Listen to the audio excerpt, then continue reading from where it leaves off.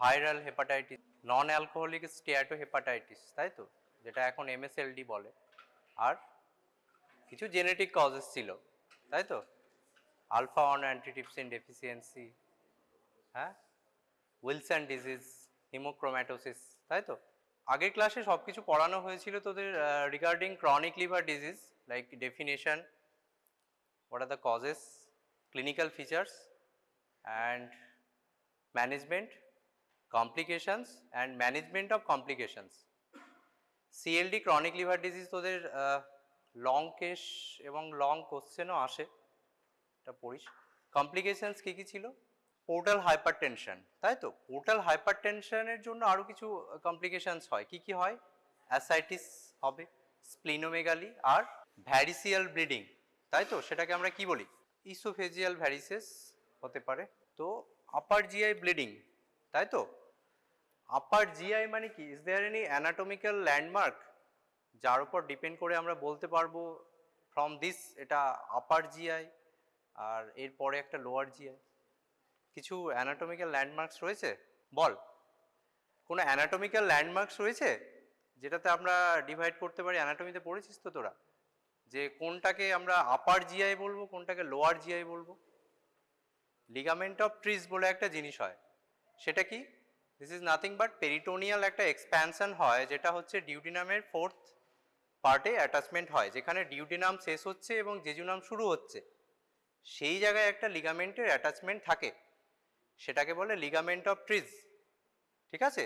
তো ligament of ট্রিজের যে অ্যাটাচমেন্টটা হয় তার ওপরের পোর্শনটাকে আমরা বলবো আপার জিআই, ঠিক আছে, আর নিচের পোর্শনটাকে বলবো লোয়ার জিআই। বুঝতে পেরেছিস? এবার what are the causes? Cause কি কি হতে পারে? ইসোফেজিয়াল ভ্যারিসেস একটা হতে পারে। কিছু কজেস হচ্ছে ইসোফেগাস রিলেটেড, কিছু কজ হতে পারে, কিছু গ্যাস্ট্রিক কিছু কজ হতে পারে, কিছু ডিউডেনাল কজ হতে পারে, ঠিক আছে। Before going to this causes and management you have to understand some terminology, like upper GI bleeding কীভাবে প্রেজেন্ট করতে পারে? এটা হচ্ছে হেমাটেমেসিস, ঠিক আছে। আর কি হতে পারে?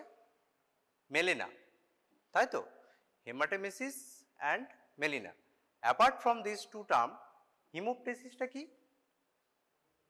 কাফিং আউট অফ ব্লাড, তাই তো। তো কোনো পেশেন্ট যখন আমাদের এমার্জেন্সিতে আসে তখন বলে যে আমাদের মুখ দিয়ে ব্লাড আসছে, লিটারেলি এরকমই কথা বলে। তো ইউ হ্যাভ টু ডিফারেন্সিয়েট কি এটা হেমাটেমেসিস হচ্ছে নাকি হিমোপটেসিস হচ্ছে, ঠিক আছে। এটা অনেক সময় পেশেন্ট ঠিকঠাকভাবে বলতে পারে না, ঠিক আছে, কিন্তু তোকে এটা ডিফারেন্সিয়েট করতে হবে। তো ভালো করে জিজ্ঞেস করতে হবে কি তোমার যে ব্লাডটা আসছে সেটা কি কফের সঙ্গে আসছে নাকি যখন বমি করছো তখন আসছে, ঠিক আছে। অ্যানাদার থিং ইজ দ্যাট অনেক সময় কি হয়, তোর এপিস্ট্যাক্সিস হয়।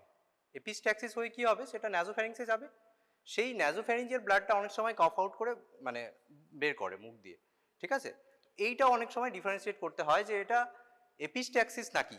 অনেক সময় এপিস্ট্যাক্সিসের ব্লাড যেটা ন্যাজোফ্যারিঞ্জিয়াল ব্লিড হয় সেটাও অনেক সময় হেমাটেমেসিস হিসেবে অনেকে প্রেজেন্ট করে, কিন্তু তোকে ডিফারেন্সিয়েট করতে হবে, ঠিক আছে।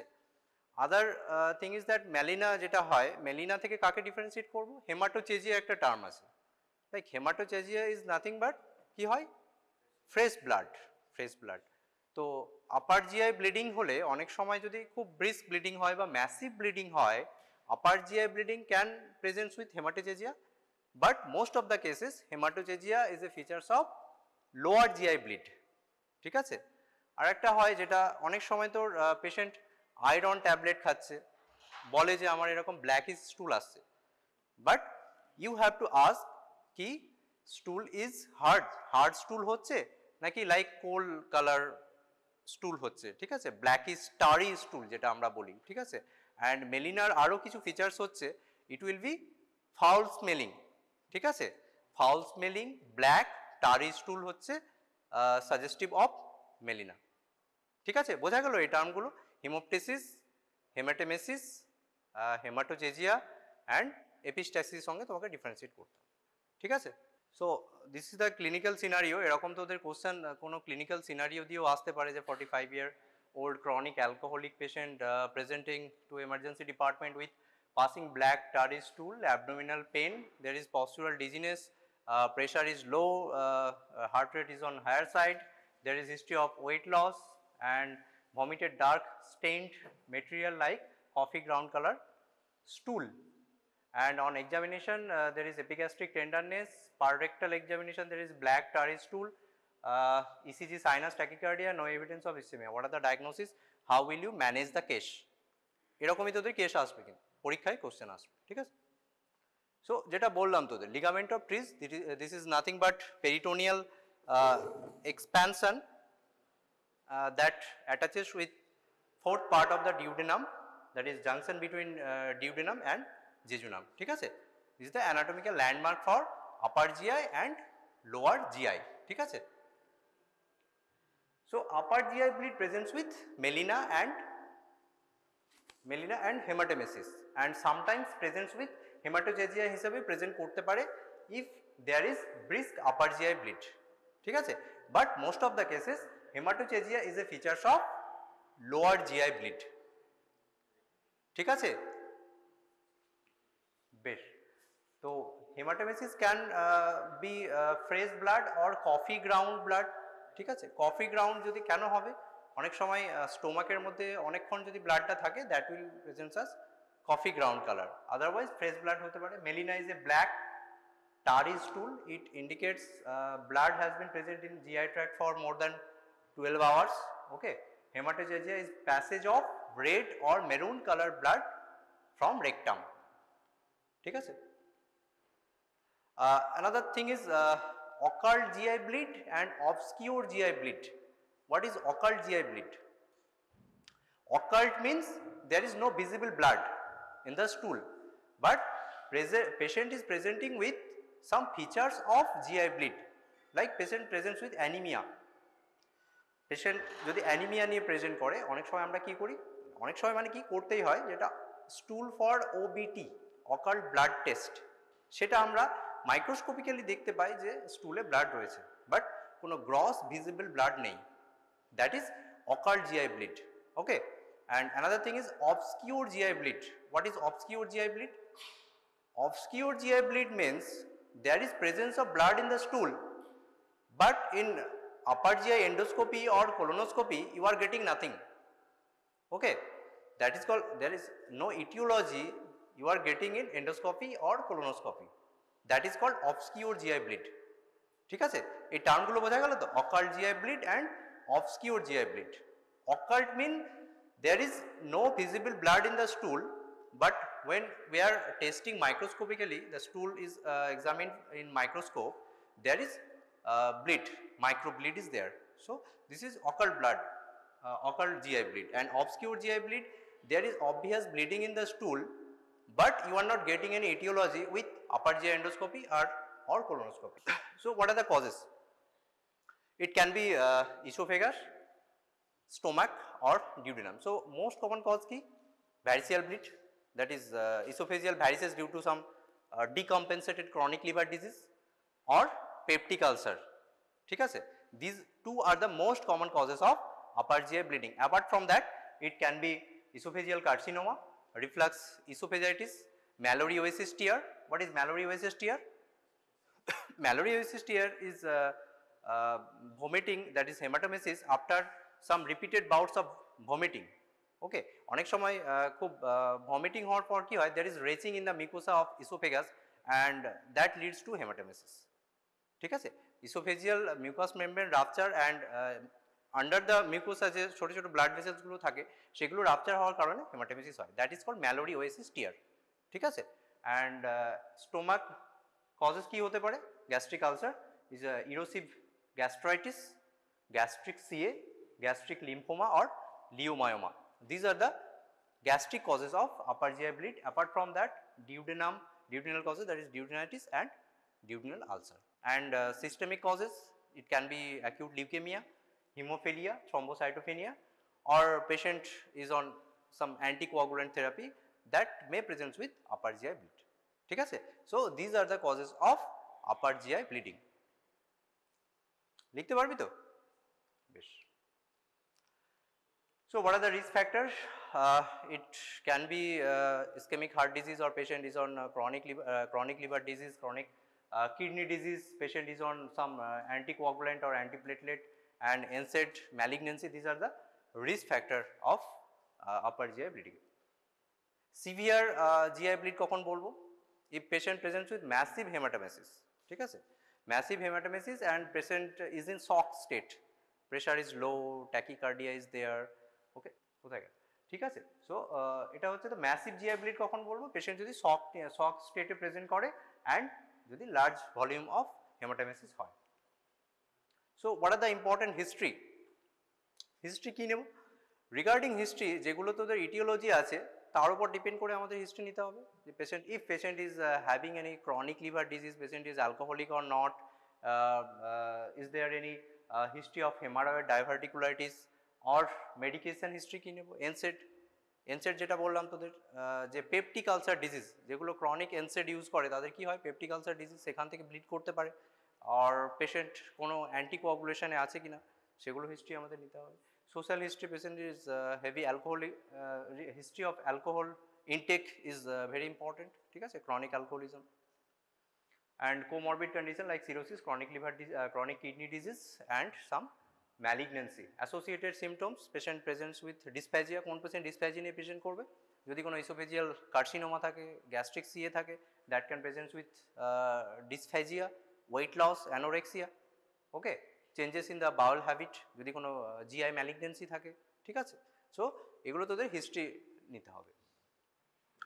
রিগার্ডিং এক্সামিনেশন, তোদের আগের ক্লাসে বলেছিলাম যে যদি chronic liver disease patient with ascites আসে, ঠিক আছে, তার জন্য যেগুলো আমাদের লং কেসে যেরকমভাবে নিতে হয় with general examination, general survey and systemic examination, সেগুলো সবই তোদের নিতে হবে, ঠিক আছে। লাইক পেশেন্ট আপার যে ব্লিড হচ্ছে তাহলে কি হতে পারে? একটা প্যালর থাকতে পারে পেশেন্টের, patient can present with shock, tachycardia, tachypnoea. Regarding lymph node এক্সামিনেশনের কোনো ইম্পর্টেন্স আছে? এই পেশেন্টের কোনো একটা আপার জিআই ব্লিডিংয়ের patient, what are the significance of examining lymph node? Gastric শিয়ার, ওকে। লিম্ফোমা, যেটা বললাম গ্যাস্ট্রিক লিম্ফোমা পেশেন্ট যদি থাকে সেখানে ক্যান প্রেজেন্ট উইথ লিম্ফ্যাডিনোপ্যাথি, ঠিক আছে। So this are the examination of general survey. আর সিস্টেমিক এক্সামিনেশনে আমরা যদি কোনো অ্যাসাইটিস পেশেন্ট পাই সেখানে রিগার্ডিং ইন্সপেকশন, প্যালপেশন, অসকাল্টেশন, সবগুলো পারকাশন সবগুলোই তোদের করতে হবে যেরকমভাবে করতে হয় আর কি অ্যাসাইটিস পেশেন্টের, ঠিক আছে। সো এক্সামিনেশন পার্ট আমি আর ডিটেলসে যাচ্ছি না, তোদের আগের ক্লাসেও বলেছি এবং তোদের ক্লিনিক্সে পড়ানো হবে, ঠিক আছে। সিএলডি পেশেন্ট, শুধু সিএলডি তো নয়, আর যে আপার যে ব্লিডিংয়ের যে কজগুলো থাকবে সেগুলো তোদেরই দেখতে হবে। স্টিগমাটা অফ ক্রনিক লিভার ডিজিজ বা ওদের আদার কোনো ম্যালিগনেন্সি, যেটা বললাম কোনো লিম্ফ্যাডিনোপ্যাথির কোনো হিস্ট্রি আছে কিনা, that you have to take the history. Regarding management, কীভাবে ম্যানেজ করবে পেশেন্টগুলো? কোনো একটা পেশেন্ট, যেটা ফার্স্টে তোদের ক্লিনিক্যাল সিনারিও বললাম যে একটা হেমাটোমেসিস নিয়ে প্রেজেন্ট করেছে পেশেন্ট, কী করবি পেশেন্টটাকে নিয়ে? First of all you have to resuscitate first, okay. It's not like কি পেশেন্ট এমার্জেন্সিতে আমাদের এলো, আমরা প্রথমে হিস্ট্রি শুরু করলাম যে পেশেন্টের কী হয়েছিল, কতদিন থেকে হচ্ছে কি, নট লাইক দ্যাট, ঠিক আছে। In emergency situation history taking and management go side by side, okay. So you have to resuscitate the patient first, like airway. Patient presents with upper GI bleeding, নিয়ে present করলে কি হবে? অনেক সময় কি করে? অ্যাসপিরেট করে দেয়। So you have to prevent that, you have to put the patient in such a way that patient can't aspirate, like lateral position এ তোকে রাখতে হবে, ঠিক আছে। airway, breathing, check for saturation, oxygen saturation, if it is low give oxygen moist O2, circulation, check for BP, if it is very low and patient is in shock state, resuscitate the patient with IV fluid, ideally NH, normal saline or colloid. If it is BP is very low, you have to give colloid and draw the blood for routine investigation, and while awaiting for any blood transfusion you can give colloid, ঠিক আছে। So IV access with 1 to large bore cannula, position the patient so that patient can't aspirate, take the blood for hemoglobin and cross matching, restore the circulation. If patient is hemodynamically stable, give NS infusion or you can give colloid, যেটা বললাম, if patient is in shock state you can give colloid and awaiting for blood transfusion, ঠিক আছে। Monitor urine output and comments, PPI, IV PPI, ঠিক আছে, যেটা বললাম তোদের অনেক সময় কি হয়, পেপটিক আলসার ডিজিজের জন্য আপার জিআই ব্লিডিং হয়, so you have to start IV pantoprazole or omeprazole, you have to give omeprazole 80 mg IV bolus followed by 8 mg per hour for at least 72 hours. ঠিক আছে? So the idea is you have to resuscitate the patient first, localize the bleeding, কোথায় bleeding হচ্ছে সেটা দেখতে হবে, ideally by upper GI endoscopy, okay, and identify the source of bleeding, treat the cause and prevent further bleeding. ঠিক আছে? So what are the indication of blood transfusion? যদি hematocrit less than 25% drop করে or obvious patient কোনো massive hematemesis নিয়ে এসছে, we can't check for hemoglobin. অনেক সময় কি হয়, আমরা হাতের কাছে কোনো hemoglobin report পাই না, কিন্তু patient একটা massive hematemesis নিয়ে আসছে, then in that situation we have to transfuse blood. ঠিক আছে? যদিও আমাদের হাতে কোনো hemoglobin report নেই বা pallor, অনেক সময় pallor নিয়ে পেশেন্ট করে না, পেশেন্ট acute কোনো ব্লিড হলে pallor may not be there, pallor নাও থাকতে পারে, in that case you have to transfuse blood. And what are the indication of platelet transfusion? If platelets is less than 50,000, okay, you have to give platelet. ঠিক আছে? fresh frozen plasma, যদি কোনো patient on anticoagulation থাকে and presents with upper GI bleeding, then you have to check INR. If it is more than 1.5 times of normal, you have to give FFP, that is fresh frozen plasma. ঠিক আছে? কোনো একটা patient anticoagulation আছে for some other reason, like patient is having atrial fibrillation, rheumatic heart disease, and now patient is presenting with upper GI bleeding, you check the INR, that is 1.5 times of normal, you have to give FFP, fresh frozen plasma. ঠিক আছে? What are the utility of NG tube, nasogastric tube? কি করি আমরা, অনেক সময় patient যেগুলো আপার GI bleeding নিয়ে আসে, আমরা nasogastric টিউব ইনসার্ট করি, সেটা থেকে কি জানা যায়? It can differentiate between upper GI and lower GI bleed. যদি বুঝতে না পারি যে এটা আপার জিআই ব্লিড হচ্ছে না লোয়ার জিআই ব্লিড হচ্ছে, nasogastric টিউব পরিয়ে সেখান থেকে অ্যাসপিরেট করলে যদি ব্লাড আসে, that is suggestive of upper GI bleed, তাই তো? সো এটা হয়। আর 2 নম্বর কজ হচ্ছে এটা একটা nasogastric টিউব পরিয়ে রাখলে কি হবে, it sometimes prevents aspiration, okay, aspiration of blood. So these are the clinical assessment you have to check in emergency department for how amount of blood is lost. ঠিক আছে? Regarding blood loss, we can classify it to class 1 to class 4. If blood loss is less than 15% and heart rate is normal, systolic blood pressure is normal, urine output is okay, patient mental condition is okay, it can classify as class 1. From class 4 is more than blood loss 2 liter, more than 2 liter of blood loss, that is 40% of volume, heart rate is there is tachycardia, low blood pressure, urine output is less than 10 ml per hour, and patient is in confused or unconscious state. According to these clinical parameters, we can classify from class 1 to class 4, that is initial assessment of hypovolemic shock. ঠিক আছে? এটা বোঝা গেল? অনেক সময় আমরা কি মানে পেশেন্ট আমাদের কাছে এরকম একটা আপার জিআই ব্লিড নিয়ে প্রেজেন্ট করছে, পেশেন্টের মেন্টাল স্ট্যাটাস কীরকম, ব্লাড প্রেশার কেমন আছে, হার্ট রেট কত, ঠিক আছে, হেমাটোক্রিট কতটা ড্রপ করেছে, তার উপর ডিপেন্ড করে আমরা বলতে পারি যে এটা মাইল্ড, মডারেটলি সিভিয়ার নাকি সিভিয়ার একটা ম্যাসিভ ব্লিডিং হয়েছে। ঠিক আছে? ঠিক আছে। So what are the blood test? Blood test আমরা কী করবো?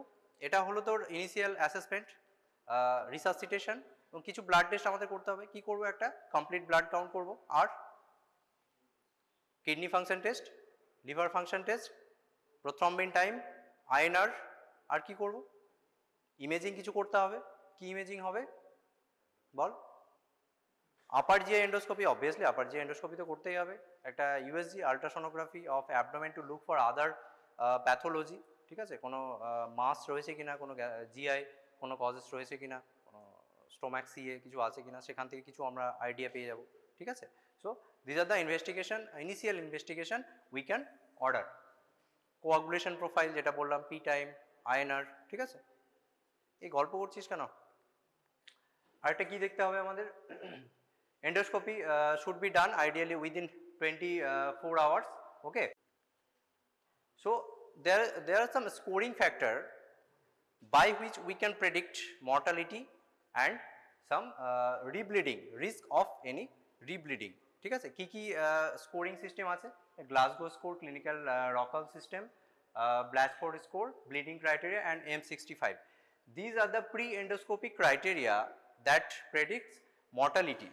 এইসব স্কোরিংগুলো করে আমরা কি দেখতে পাবো যে পেশেন্টের মর্টালিটি কতটা, ঠিক আছে, what are the risk of mortality, and these are some endoscopic parameters or score by which we can predict risk of rebleed, মানে একবার ব্লিডিং হয়েছে, আপার জিআই ব্লিড হচ্ছে, এরপরে ফার্দার রিস্ক অফ রিব্লিডিং কতটা we can assess, ঠিক আছে।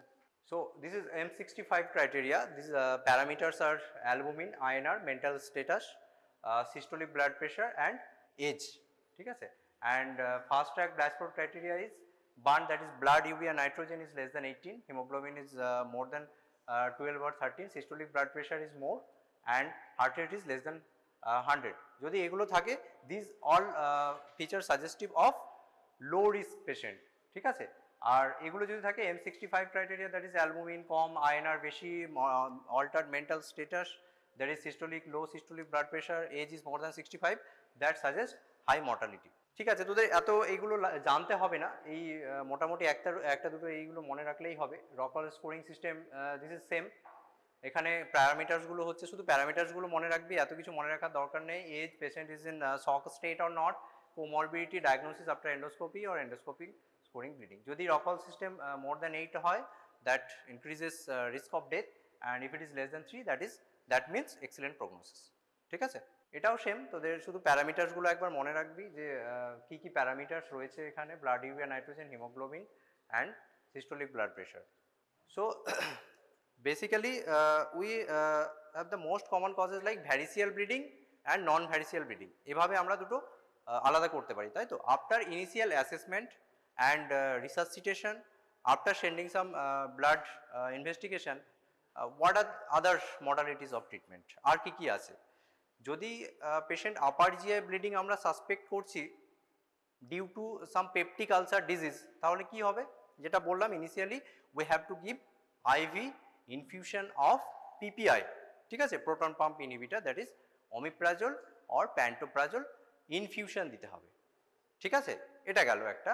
আর যদি variceal bleeding হয়, like if patient is having chronic liver disease and now presents with upper GI bleeding, তাহলে আদার্স কী কী মডালিটি আছে অ্যাপার্ট ফ্রম এন্ডোস্কোপিক ম্যানেজমেন্ট, ঠিক আছে। এন্ডোস্কোপি আমরা কি করি, সেখানে যে জায়গাগুলো থেকে ব্লিড হচ্ছে, যেসব আর্টারিগুলো থেকে ব্লিড হচ্ছে, সেগুলো কি বাইন্ড করে দিই, কি বলে এটাকে, ইভিএল, তাই তো, এন্ডোস্কোপিক ভ্যারিসিয়াল লাইগেশন, ঠিক আছে, ইভিএল করতে হয়।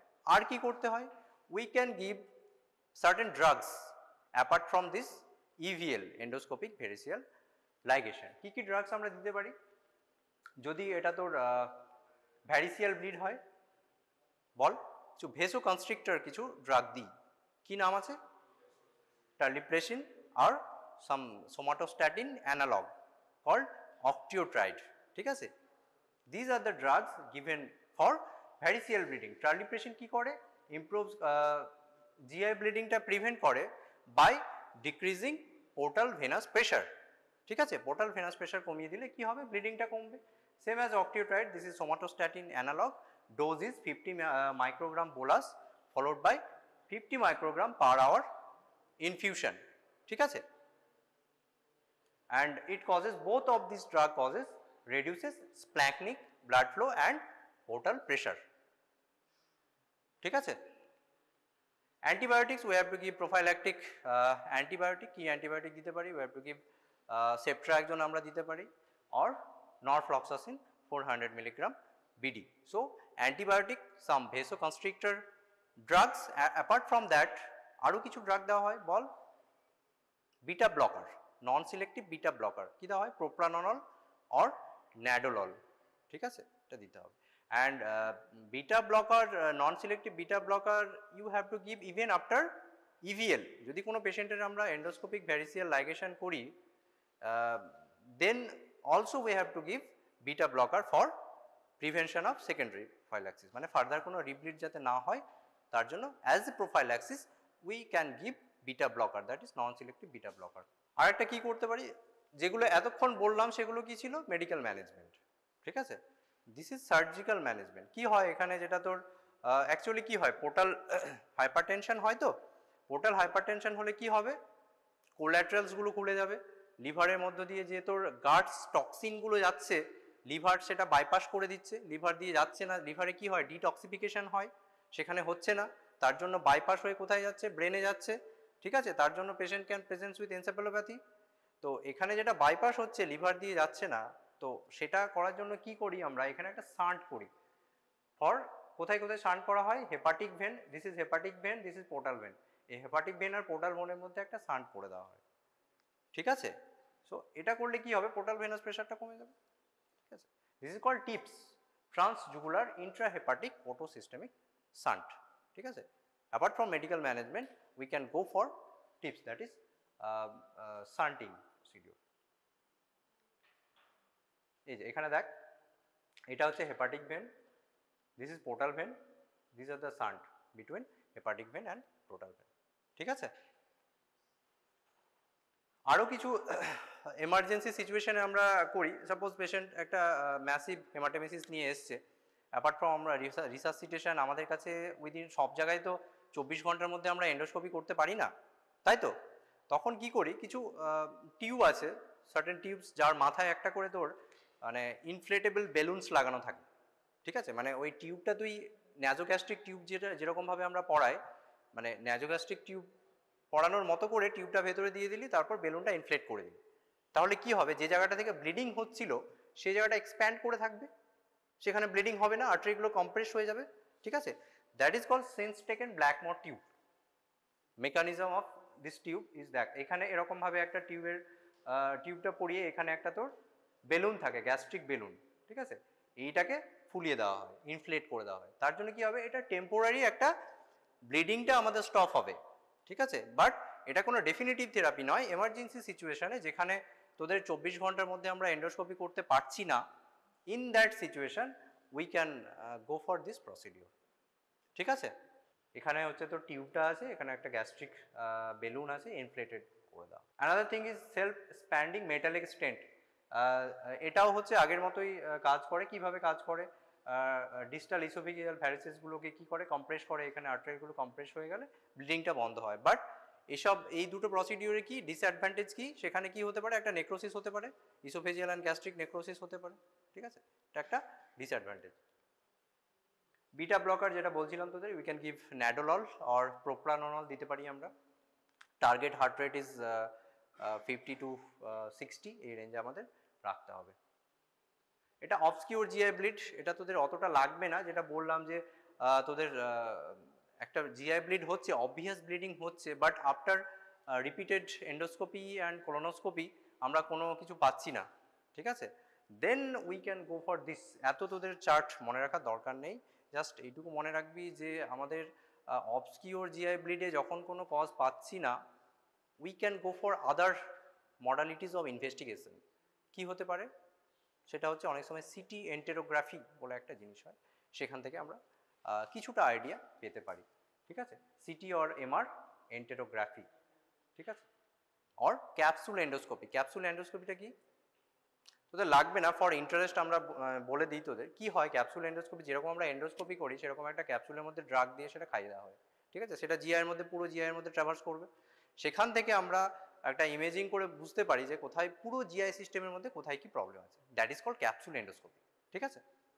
বেশ, এই এখন এতটা অবধি যতটা পড়ালাম বুঝতে পেরেছিস তো, কোনো কোয়ারি আছে বল? আপার জিআই ব্লিড যে টার্মিনোলজিগুলো আছে, হেমাটেমেসিস, হেমোপ্টাসিস, হেমাটোচেজিয়া অ্যান্ড এপিস্ট্যাক্সিসের সঙ্গে ডিফারেন্সিয়েট করতে হবে, যদি কোনো আয়রন ট্যাবলেট খায় সেখান থেকে ডিফারেন্সিয়েট করতে হবে। This are the terminology. What are the causes, কী কজ হতে পারে, মোস্ট কমন কজ হচ্ছে তোর ভ্যারিসিয়াল ব্লিডিং একটা, আর আরেকটা হচ্ছে peptic ulcer disease. Apart from that ইসোফেগাসের কিছু কজ হতে পারে, ইসোফেজিয়াল সিএ হতে পারে, ইরোশন হতে পারে, ম্যালোরি ওয়েসিস হতে পারে। গ্যাস্ট্রিক কজেস কী কী হতে পারে, গ্যাস্ট্রিক সিএ হতে পারে, লিম্ফোমা, লিওমায়োমা, ডিউডেনামে duodenal ulcer or duodenitis, this are the causes, ঠিক আছে। এবার পেশেন্ট প্রেজেন্ট যেভাবে করে, আমাদের পেশেন্ট একটা ম্যাসিভ হেমাটোমেসিস নিয়ে এলো, কি করব, প্রথমে রিসাসিটেট করব, identify the source of bleeding, একটা ব্রিফ হিস্ট্রি নিতে হবে regarding if patient is taking any anticoagulant drug or any NSAID, patient is chronic alcoholic or not, ঠিক আছে, আদার এক্সামিনেশনের মধ্যে আমরা যেটা যদি কোনো অ্যাসাইটিস নিয়ে প্রেজেন্ট করে তাহলে তো অবভিয়াস যে এটা ডিকম্পেনসেটেড একটা ক্রনিক লিভার ডিজিজ আছে। আর যদি আদার কজ আমাদের ফাইন্ড করতে হয় তাহলে জিজ্ঞেস করতে হবে patient is having any weight loss, anorexia, কোনো গ্যাস্ট্রিক ম্যালিগন্যান্সি কোনো হিস্ট্রি আছে কিনা, কোনো লিম্ফ্যাডিনোপ্যাথি রয়েছে কিনা, ঠিক আছে। আর অ্যাসাইটিস যদি থাকে সেখানে তোদের পুরো ডিটেলসে এক্সামিনেশনটা করতে হবে, ঠিক আছে। এবার যদি অ্যাসাইটিস নিয়ে আসে তাহলে সিএলডির যে কজগুলো আছে সেগুলো সবই হতে পারে, অ্যালকোহলিক হতে পারে, ভাইরাল হেপাটাইটিস হতে পারে, ন্যাশ হতে পারে, ঠিক আছে, কোনো জেনেটিক কজেস হতে পারে এগুলো। After resuscitation like airway, breathing and circulation, you have to identify the source of bleeding, ideally upper GI endoscopy within 24 hour. যদি 24 ঘন্টার মধ্যে এন্ডোস্কোপি না করতে পারি, যেগুলো ব্রিজিং প্রসিডিওর আছে বললাম, একটা সেন্স টেকেন ব্ল্যাকমোর টিউব অথবা সেলফ স্প্যান্ডিং মেটালিক স্টেন্ট, এটা করতে পারি। And side by side we have to give medical management. যদি নন ভ্যারিসিয়াল ব্লিডিং হয়, মানে যদি পেপটিক আলসার আমরা ভাবছি তাহলে কি দেবো, পিপিআই ইনফিউশন, ঠিক আছে। আর যদি ভ্যারিসিয়াল ব্লিডিং ভাবছি তাহলে কি দেবো, ভেসোকনস্ট্রিক্টর ড্রাগ, যেগুলো স্প্ল্যাকনিক ব্লাড ফ্লোটাকে কমিয়ে দেয়। কি কি আছে, টার্লিপ্রেসিন, অক্টিওট্রাইড অ্যান্ড বিটা ব্লকার, ঠিক আছে। অ্যান্ড এগুলো দেওয়ার পর কি করব, 24 ঘন্টার মধ্যে একটা এন্ডোস্কোপি করে কি করবো, যেখান থেকে তোর ব্লিডিং হচ্ছে, endoscopic variceal ligation, and put the patient on beta blocker for prevention of further bleeding, that is propranolol আমরা দিয়ে রাখবো। This is all about causes, approach, how to approach in a case of upper GI bleeding presented with emergency, and management part। এইটুকু লিখতে পারবি তো, ঠিক আছে। এইগুলো obscure GI bleeding এগুলো অত তোদের লাগবে না, ঠিক আছে, জাস্ট বলার জন্য বললাম। দিয়ে আর indication of surgery, apart from medical management surgery কি হতে পারে, টিপস যেটা বললাম, transjugular intrahepatic portosystemic shunt, that is a shunt between hepatic vein and portal vein, ঠিক আছে। ইন্ডিকেশন অফ সার্জারি, টিপসের ইন্ডিকেশন কি, যদি পারসিস্টেন্ট কোনো হাইপোটেনশন থাকছে, কোনো failure of management, medical management করে কিছু হচ্ছে না, কোএক্সিস্টিং কোনো কোমরবিডিটিস রয়েছে লাইক পারফোরেশন, অবস্ট্রাকশন, ম্যালিগন্যান্সি, ঠিক আছে, and recurrent hospitalisation, this are the causes of indication of surgery. So early resuscitation, nasogastric lavage, if it is non-variceal bleeding, PPI, or variceal bleeding হলে upper GI endoscopy, sorry upper GI endoscopy তো দুটো কন্ডিশনে করতে হবে। যদি variceal bleeding হয় তাহলে vasoconstrictor যেগুলো বললাম, আর patient should be treated for any specific disease or cause, ঠিক আছে। এইটুকু মনে রাখবি, তোদের upper GI bleed short case আসতে পারে বা লং কেস।